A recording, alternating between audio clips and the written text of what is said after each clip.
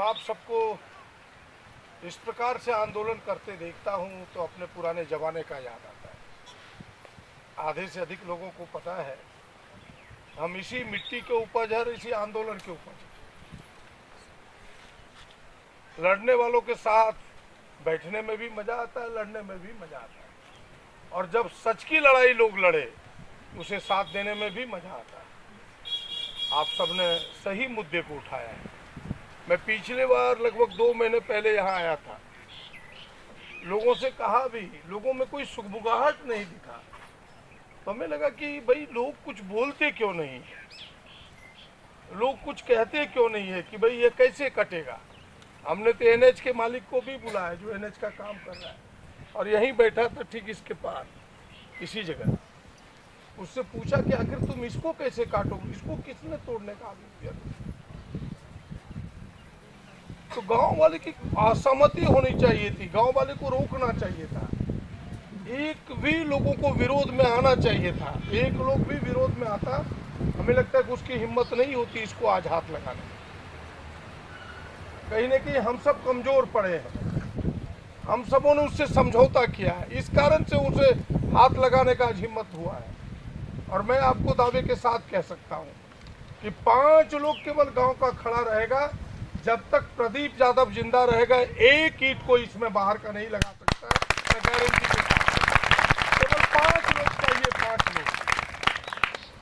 नहीं तो लोग क्या कहेगा कि प्रदीप यादव इसलिए करा रहा है कि उसको पैसा चाहिए। आजकल तरह तरह की बात होने लगती है क्योंकि हम एमएलए हैं यहाँ का, लेकिन 5 स्थानीय लोग चाहिए जो कि हमें साथ दे कि नहीं, यह जो जहर थान है इसकी सुरक्षा हमें करनी है, इस पर कोई आदमी, बाहरी आदमी अतिक्रमण नहीं कर सकता है।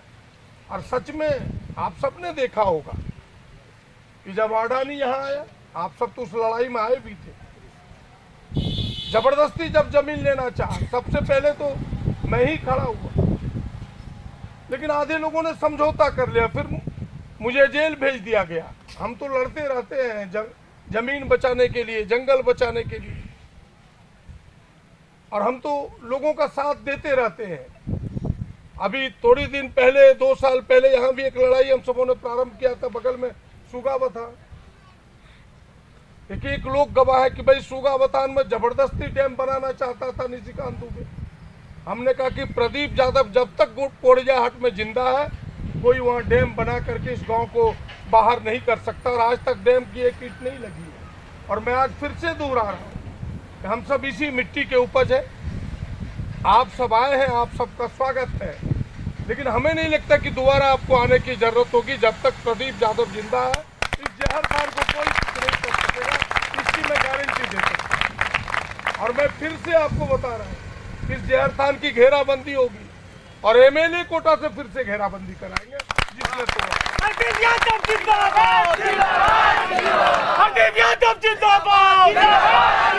और यहाँ के लोगों को खड़ा करके इसकी घेराबंदी कराएंगे।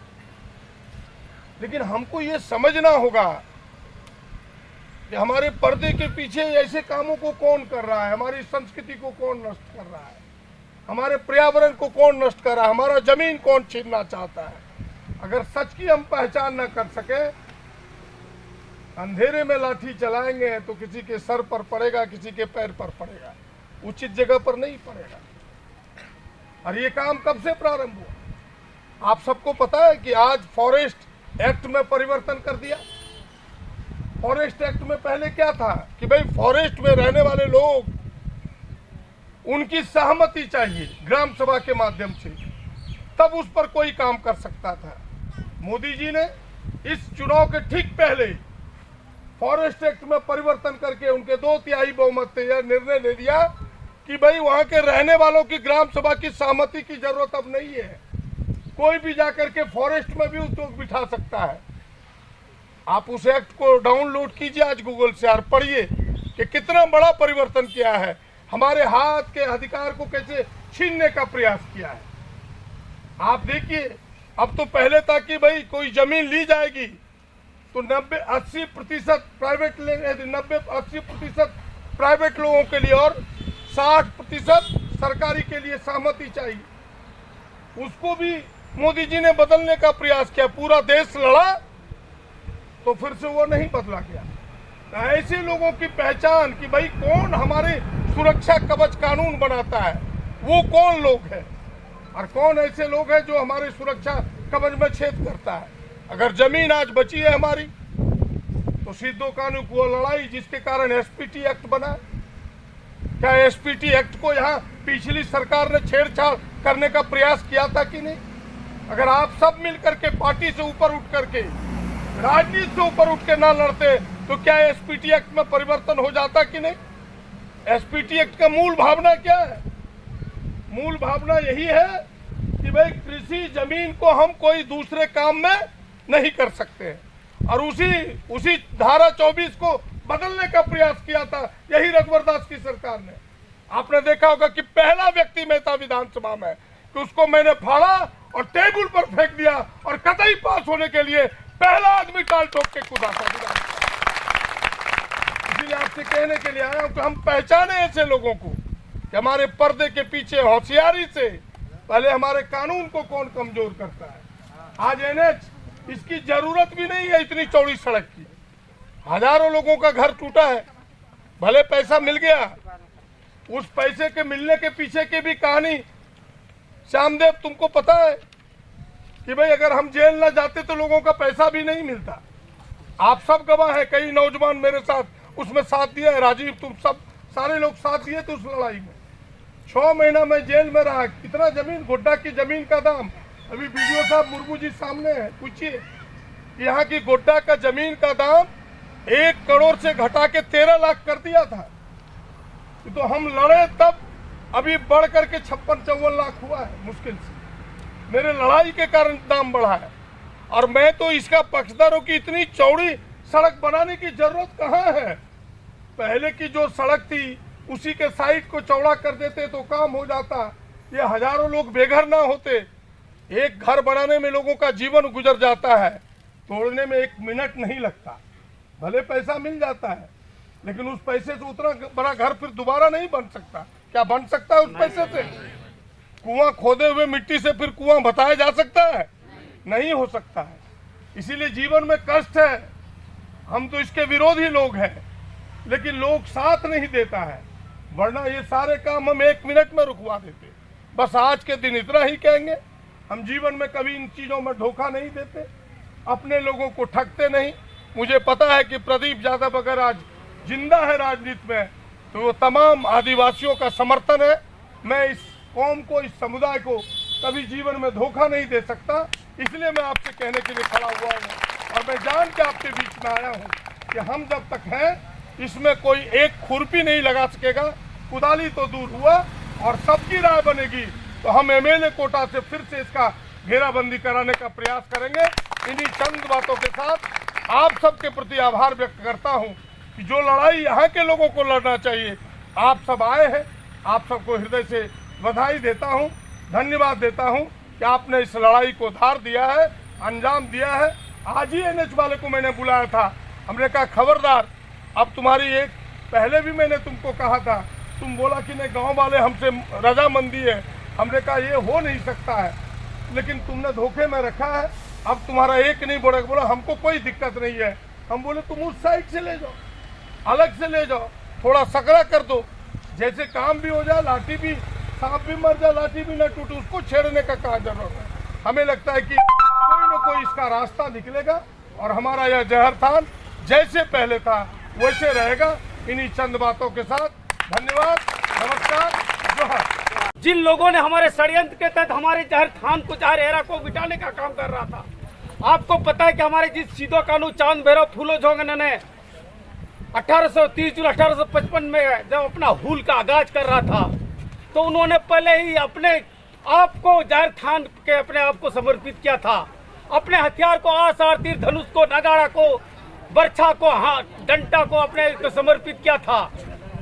और उन्होंने अपना जहरेरा से आशीर्वाद लिया था कि जहरेरा जहरायु अले आशीर्वाद मालेम, अले दिल और दाढ़ी मालेम, अले जमन को अंग्रेज सरकार विरोध रे, 3 को महाजन को विरोध रे, 3 के अले कुड़ी गिद्रो चितार अत्याचार हो विरोध रे बड़ाई दाड़िया कनपे तेहिन जुदी सिद्धो कानू चांद भैरव जहरेरा जुदी आशीर्वाद बाय को, तो अब सीधो कानू चांद भरो और उनको हजार हजार लाख लाख होड़ तीन को बोंगा तलायन ओके तो मयंग गड़ा तुयन उनको तीन बाकू दाड़ी को तीन जहारे राव अड़ी बरान दाड़ी कना अड़ी बरान तेन कना जे तीन चुनी जहारे उनको असवा और उन तिथि तोप उन तिथि पुलिस उन तिथि अंग्रेज जमाना रे सरकार एंड पुलिस उन तिथि महाजन पर था उन तिथि उनको तोप उन तिथि माल्टन टावर बजे पाकोर पे बढ़ाया अब वो आसार्थ को दाड़ी ना तीन एक जहर राव देन कना तीन जुदे अब जहर राव आए थे ना तीन जुदे अब जहर राव आव सुरक्षित बाबुन दहैया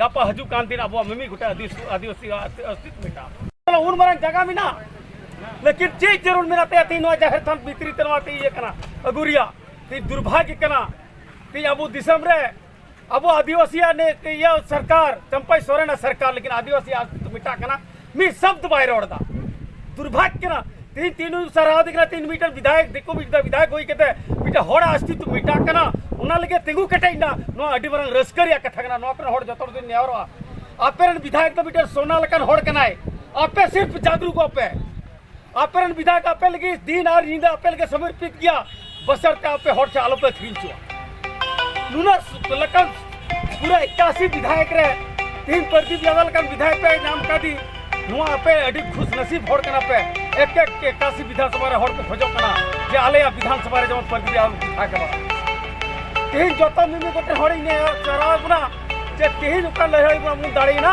न जोतोड़ मिमी गोटे पठुआ कोड़ा कोड़ी सामाजिक संगठन मधी बाबा तो प्राणिक को जोतोड़ी सरहातिया जे तीन अब नो दाड़ी मु नो जाहिर कानून बचाव केदा अनको जय सीधो कानून चांद रा लुकिन अडी बरन दाड़ी किन मा तीन जुदी जाहिर रा बाई थाय को जाहिर तार रे बाबू दुडु को तीन अब दाड़ी बांग होई पतिया जना पे अब ऊपर 3 किलोमीटर को 60-70 किलोमीटर का संगीन तो है कहते 60-70 किलोमीटर संगी रहे कितने नोड़ा नो एरिया ने झारखंड बचाव है ना ओके दाड़ी पे सीधो कनु माया दाड़ करना तो गवाहरना तीन जहर एरावा दाड़ी तो गुन दाड़ी कना उना येते तीन दोहड़ा सेटावना समय एडी कम किताबना जोतोड़ मु चला तीन अबरे नोड़े पदाधिकारी मिनाया अबरे नोड़े प्रखंड विकास पदाधिकारी मिनाया अब का मान पत्र मिना बिकर तीन नु का अबरे विधायक रोड किदा जे तीन का पे मांग करा तीन पे है ना और दोहरा नोड़े बहे चुपया नुआ झारखंड ना मान बचाव कता पिया नो अडी बना कथा कना दुनिया कटी बना कथा मैंने कहते कि जोतोड़ दोस्तों तमाम लोगों को मैं धन्यवाद देना चाहता हूं कि आप लोगों ने जिस तरह से अपने समय दे करके